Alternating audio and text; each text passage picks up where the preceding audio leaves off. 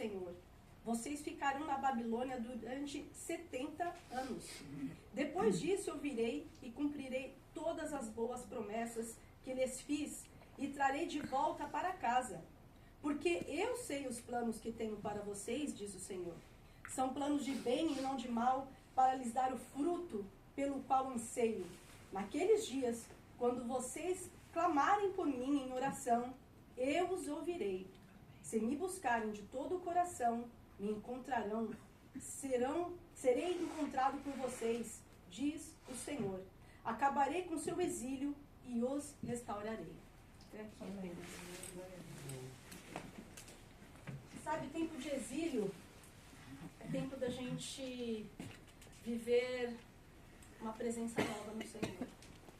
O exílio é um lugar que machuca, mas principalmente é um lugar que a nossa identidade, ela é moldada, ela é forjada. Porque se a gente for parar para ver o que estava acontecendo aqui nessa época, primeiro que é o cumprimento de uma profecia que Isaías fez para o rei Ezequias. Porque assim que o rei Ezequias foi curado, recebeu um milagre. Quantos de nós, às vezes, a gente está recebendo bênçãos e a gente já vai divulgando? Porque ouviram falar da cura milagrosa do rei Ezequias e foram visitá-lo. Ele já abriu as portas da casa dele, mostrou tudo que tinha. E o Isaías pergunta para o rei: eles vieram de onde? Quem eram eles? E o que você mostrou? Ele foi imprudente, ele foi orgulhoso. E aí Isaías profetiza: olha, porque você fez isso, todos esses seus despojos vão ser roubados. Não vão mais estar aqui. Inclusive os seus filhos serão levados como eunucos. E o rei Ezequias recebe essa palavra e ele fala: bom é isso que você profetiza. E aí Isaías pergunta: peraí, acho que você não entendeu o que eu falei. Esse reino aqui vai se acabar, porque você teve essa ação imprudente. E aí o rei Ezequias falou: mas não vai ser no meu tempo. A atitude de uma pessoa egoísta, tinha acabado de receber um milagre tão grande e se desarmou. Quis se vangloriar quando ele tinha acabado, ao invés de ter a mesma postura de humildade que ele teve, de pôr o joelho em terra, clamar ao Senhor, ele teve uma atitude orgulhosa. Então essa carta do profeta Jeremias, ela é o cumprimento também dessa profecia. Mas tem um outro agravante que estava acontecendo nessa época. Esse cumprimento do povo ser exilado também era um cumprimento do afastamento, também era reflexo do afastamento do povo perante Deus. E Deus, por várias tentativas, mostra na palavra dele: vocês já se esqueceram quem eu sou? Vocês estão aí adorando outros deuses? O que vocês estão fazendo? Então há momentos que o Senhor nos permite a gente ficar exilados. E é justamente isso que está acontecendo nesse momento dessa carta. O povo ficou exilado porque houve o afastamento do relacionamento com Deus. Houve o afastamento do entendimento de quem é aqui quem governa o nosso ser, quem é que lidera a nossa vida. E quando a gente está exilado, algo que acontece é a gente realmente ter descontrole das nossas emoções, a gente não saber qual é o nosso destino, para onde a gente vai, o que a gente faz agora. E estava sendo agradável para o povo. Não, a gente vai voltar, porque tinham adivinhos na terra da Babilônia. Tinham profetas que Deus definitivamente não tinha enviado, mas estava lá, ludibriando eles, fazendo eles acreditarem que eles iam voltar para a terra. E Deus fala: não, vocês não vão voltar. Olha, vocês fiquem aí e abençoem essa terra. Vocês precisam ser pessoas prósperas, mas antes de vocês serem pessoas prósperas, vocês precisam voltar para mim. Porque quando Deus fala: eu sei os pensamentos que eu tenho sobre vós, é verdade, Deus sempre tem planos de paz a nosso respeito. Isso é lindo. É maravilhoso a gente saber que Deus tem promessas, mas antes do cumprimento da promessa, tem o tempo do exílio. E o tempo do exílio, ele é um lugar que é para forjar o nosso caráter. Ele é um lugar para a gente retomar o nosso relacionamento com Deus. E ele é um lugar para a gente se arrepender. mas ele também é um lugar para Deus restaurar a nossa sorte e os nossos sonhos. Amém. Deus sempre tem planos de paz e de prosperidade a nosso respeito. Mas Deus certamente não vai entregar algo nas nossas mãos sem que a gente esteja preparado. Ano passado, eu estava fazendo uma oração específica com Deus, fazendo aqui um compartilhamento de algo pessoal. Eu orava assim: Senhor, me dá uma oportunidade, eu estou precisando de uma oportunidade, me dê algo que seja extraordinário. Passei o ano orando desse jeito, e aí eu falei para o Senhor, e a resposta dessa oração? E aí, como vai ser? Aí Deus, quando ele respondeu, eu fiquei com duas caras, né? Eu fiquei com uma cara do tipo para mim, outra cara para ele, e eu não sabia onde que eu enfiava a minha cara. Ele falou: não, filha, eu tô te dando uma nova oportunidade. Sabe o que você vai fazer? Abra a sua palavra e se alimente dela. Essa é a oportunidade que eu tô te dando. E na hora que eu recebi: sim, Senhor, não tem mais oportunidade melhor do que a gente se alimentar da sua palavra. Não era a resposta que o meu coração estava preparado. Mas que bom que o Senhor me orientou. Porque de verdade a gente não pode desperdiçar os nossos dias. Tudo nos leva, nesses dias atuais, tudo nos leva a nos afastar de um relacionamento íntimo com Deus. E os nossos maiores processos forjados em Deus não acontecem de forma escancarada. Acontece na intimidade. Aquilo que em oculto você entrega ao Senhor, quando aprover e houver graça dele e favor dele, vai se revelar também da sua forma presencial. Mas há situações que a gente não tem que compartilhar. Porque se eu estou falando que todo esse contexto começou lá também com a infelicidade da atitude do rei Ezequias, isso também nos ensina sobre quão prudentes nós temos sido com os desígnios e os decretos do Senhor. Quanto de verdade nós estamos moldando o nosso caráter. Mas o exílio, ele também é um lugar para a gente desenvolver novas habilidades. Esse exílio foi o exílio que Daniel foi junto. Que os amigos de Daniel foram juntos. Todo mundo foi junto nesse momento. Estavam todos lá, no exílio. E quando a gente está no exílio, o Salmo 1, ele fala, né, do homem que não se mistura e que não está na mesa dos escarnecedores, e nós estamos nessa terra de exílio. Nós estamos num tempo de exílio, nós estamos afastados fisicamente do Senhor. E nesse tempo de exílio, a gente precisa ter algumas ações que só dependem da gente. Mas antes disso eu queria falar algo que o exílio faz em nós. Então eu já falei que é tempo de forjar a nossa identidade. Por quê? Nos nossos maiores processos de dor, aquele que anda com Cristo, que já sabe quem ele é, no processo de exílio, pode permanecer com um processo de entendimento. Puxa, Senhor, eu sei qual é o seu caminho. Mas aquele que perdeu a visão, ele tem a oportunidade de restaurar o seu relacionamento com Deus. Porque a gente não consegue avançar se a gente não tem clareza, primeiro, do porquê nós fomos feitos. E o nosso primeiro e maior propósito é adorar a Deus. Não dá pra gente fugir disso. É a gente fugir dos nossos propósitos mesquinhos, porque a nossa principal a função da nossa criação primária é adorar a Deus, acima de todas as coisas. Tanto que o mandamento que Jesus trouxe, e ali trouxe 2 novos mandamentos, resumindo, né? É adorar a Deus. Olha, você ame a Deus acima de todas as coisas. Adore Ele acima de todas as coisas. E em segundo se resume todas as habilidades que nós precisamos desenvolver como pessoas. Mas o exílio, ele traz então um tempo de arrependimento. Quantos de nós temos tido a oportunidade de ter um coração quebrantado. Porque no exílio ou a gente se quebranta ou a gente se quebra. E o se quebrar é criar revolta contra Deus. Por que eu estou passando isso? É ficar medindo e se comparando com outros. Mas lá, fulano, não sei o que, não sei o que lá. Como se nós tivéssemos algo melhor ou fôssemos muito mais elevados do que outras pessoas. Para a gente não passar por algumas situações e alguns intempéries, né?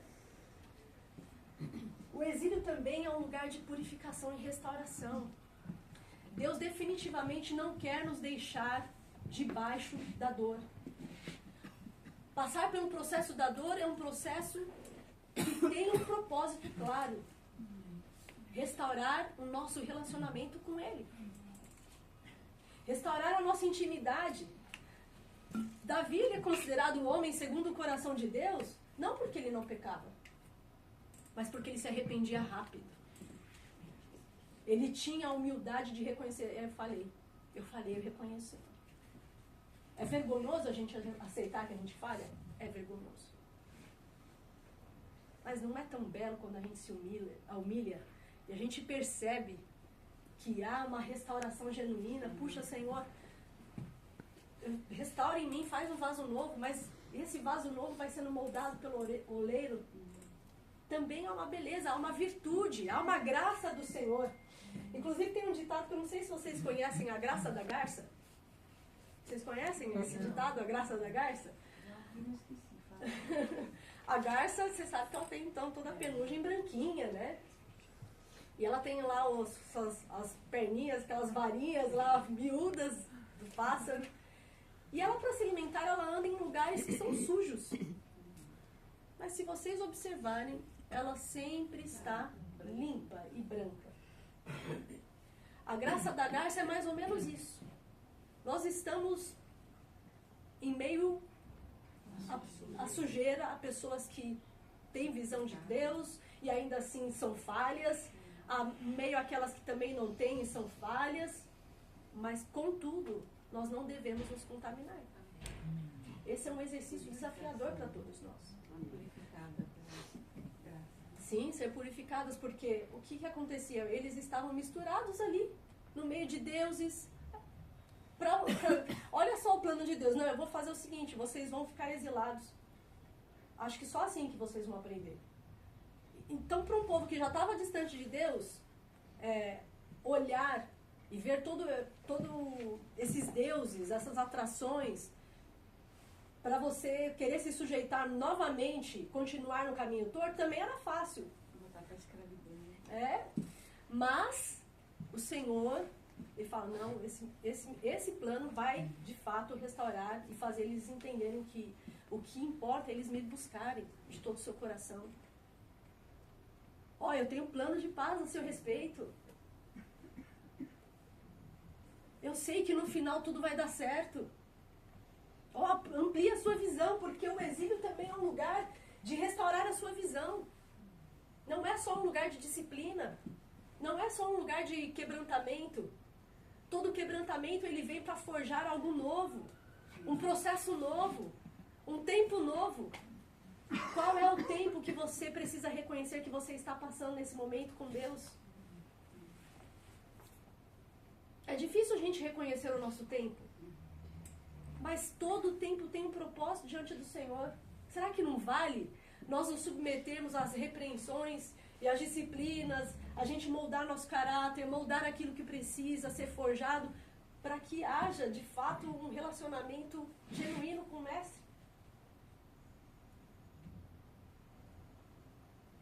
Porque longe dele não podemos viver, não foi isso que a gente cantou aqui? Não é isso que a palavra também dele diz? Distante de ti, Senhor, não podemos viver. Não vale a pena. Se for para eu passar aqui 1000 anos, como a palavra diz, e no final desses 1000 anos eu não reconhecer um dia sequer que Deus é o Senhor da minha vida, de que valerá a pena? O que nós estamos então construindo? E aí eu quero deixar aqui algumas lições que o exílio e atenções que nós precisamos ter para que a gente passe por um processo de exílio de forma mais saudável, de forma mais... com aquele brilho no olhar, produtiva, sem perder a visão. A gente precisa se conhecer. E se conhecer você precisa sim saber onde que você falha, como você falha, aonde você falha. Quem te faz falhar? Ou com quais pessoas você falha. Quem está te deixando? Porque esse processo é o processo do autoconhecimento. Você precisa se conhecer. Porque você se conhecendo, vem o ponto 2. Eu preciso gerenciar as minhas emoções. Quando eu me conheço e eu sei onde falho, como falho, por que falho, com quem falho e as atitudes que normalmente eu tenho a tendência de pensar, as emoções que eu tenho a tendência de sentir, eu preciso então gerenciar as minhas emoções.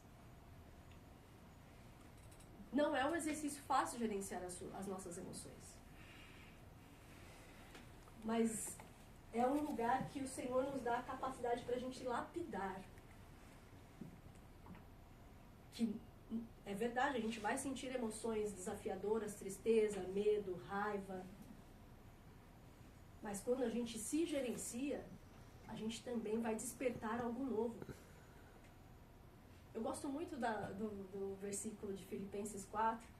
Eu só não lembro agora com exatidão qual que é o verso, que Paulo fala, eu sei... fugiu. Tudo que é bom, tudo que é justo, tudo que é amável, tudo que é agradável. 11, obrigada, 4:11. São nessas coisas que eu preciso e quero pensar. Paulo está falando ali, olha, se eu ficar parando para pensar que quero a minha morte, que eu vou ser perseguido, que a qualquer momento eu posso ser preso, eu não vou sair do lugar. Eu não vou fazer a grande obra que eu fui convocado para fazer. Eu vou me livrar desse medo aqui, porque isso não é um pensamento produtivo eu ficar olhando para esse medo. Sabe o que eu vou fazer? Eu vou pensar em tudo que me traz a paz, tudo que é justo, tudo que é honesto. E foi bem esse versículo que me sustentou durante o meu processo com câncer. 4:8. Porque eu realmente estava com medo. Eu realmente estava sem saber o que ia acontecer. E eu tive que recobrar minha consciência. Peraí. Quando que medo, com mais medo, gera um resultado diferente? Nós estamos normalmente querendo, Senhor, me dá a sua paz, me dá a sua alegria, produz em mim algo novo. Mas a nossa atitude é só pensar no medo, é só pensar na desgraça, é só pensar que quero em minha morte. Tem algo errado. Não dá para produzir algo novo tendo comportamentos que só olham para tudo aquilo que não me traz alegria. Então Paulo, ele toma uma decisão de se posicionar. Olha, eu sei que esse lado existe, esse medo existe, é verdade, eu sei que existe. Mas definitivamente não é olhando para esse lugar que eu vou ter a minha restauração. Então o exílio é um lugar que Deus nos invoca a gente ampliar a nossa visão, porque Deus acabou de fazer uma grande promessa, olha, eu vou restaurar a sorte de vocês. Se vocês me buscarem de todo o coração, vocês vão me encontrar. Mas definitivamente a gente precisa gerenciar as nossas emoções. Precisamos sim, nós temos o domínio para gerenciar as nossas emoções. Deus nos dá a capacidade, os frutos do Espírito são habilidades para nós gerenciarmos as nossas emoções. A gente ser tardio em falar, tardio em se irar. Então, se por um lado eu tinha todo o desafio, puxa, um câncer raro, nossa, não tem tratamento, se eu ficasse colocando na balança tudo que tinha ali de contexto difícil, mas peraí, por outro lado, não, mas peraí, os médicos falaram que isso daqui foi pego num estágio tão precoce que eles nunca viram algo acontecer como esse. Nossa, eles estão dizendo que pode ser que tenha uma chance de cura de 95%. Nossa, eles estão dizendo que pode ser que eles ofereçam um único tratamento possível porque foi pego num estágio tão inicial. Qual das balanças você está olhando? Porque essa atitude é uma atitude de maturidade, e o exílio, ele invoca a maturidade. Ele invoca a maturidade. Ele invoca crescimento. Não é tempo mais de beber leite. É tempo de alimento sólido. A gente pede, sim, as benesses do Senhor. Ah, você quer benesse? Ok. Mas esteja pronto para comer o alimento sólido. Esteja pronto para fazer renúncias, porque o exílio é lugar de renúncias. Vocês poderiam estar em outro lugar. E não aqui nessa manhã. Vocês deixaram de fazer algo, com certeza, para estar aqui, buscando e bebendo do Senhor. E as nossas renúncias vão produzir em nós motivação. Porque eu me motivar é algo... Não, peraí, eu estou fazendo uma grande obra, não foi isso que Neemias falou? Não, eu estou fazendo uma grande obra, eu não posso parar. Vocês não podem perder a visão e nem a promessa que Deus faz e fez durante os nossos exílios. Porque o que me sustentou também nesse vale desse exílio foi me lembrar, mas peraí, o Senhor disse que Ele era comigo, eu creio que Ele é comigo. Eu creio que a presença dEle é comigo. Não importa o que vai acontecer, se for para a minha morte ou se for para a minha vida, o Senhor vai ser exaltado de qualquer jeito. E a gente só quer exaltar ao Senhor se for só com os nossos resultados. Não, Senhor, tem que ser o resultado que eu espero. Isso é submissão? Será que isso é submissão? Porque no fundo, eu realmente fiz a oração do Pai Nosso, Senhor, seja feita a sua vontade. É claro que o Senhor sabe que eu quero viver. É claro que o Senhor sabe que eu quero estar aqui com os meus filhos. Quero ter a oportunidade de vê-los crescer. Mas seja feita a sua vontade. E a gente se constranger na presença do Senhor produz em nós o efeito da restauração. Mas a gente não pode perder o tempo do processo do exílio, que dói, machuca, nossas emoções vão ser testadas, a fé vai ser testada, nós vamos passar a acreditar que Deus nos deixou, nos abandonou diante da intensidade do processo. Contudo, há esperança para o teu futuro. Aleluia. Diz o Senhor, e eu gosto muito dessa passagem de Jeremias 31:17. Ele fala que há esperança para o nosso futuro. E se ele diz que há esperança, eu creio nessa esperança porque Jesus é a nossa esperança viva.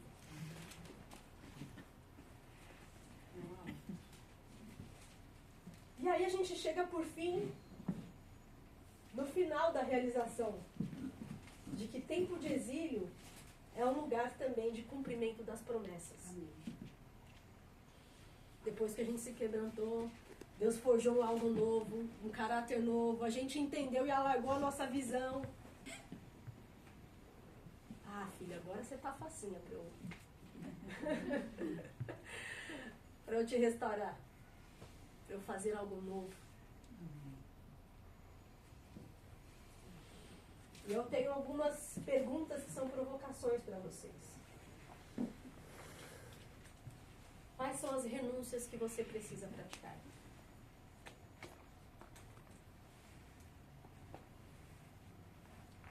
Como está o seu relacionamento com Deus? E com as pessoas?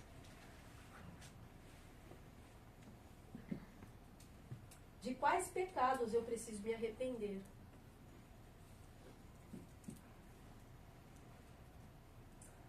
Quais lições eu estou sendo resistente a aprender? Como eu vou manter a minha esperança viva em meio ao exílio?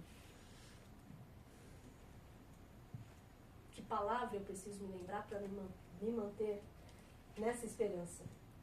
E principalmente, qual é a identidade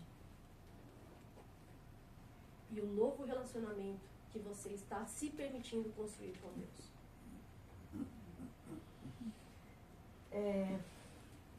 Eu me lembro de algo que o Senhor fala para Pedro: você me ama? Você me ama? Você me ama? Apacenta as minhas ovelhas.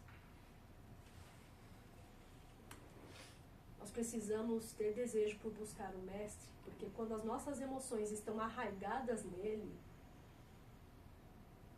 quando a gente consegue gerenciar, apesar das dificuldades, gerenciar o nosso ímpeto pessoal para que a gente se submeta aos sims e aos não dele,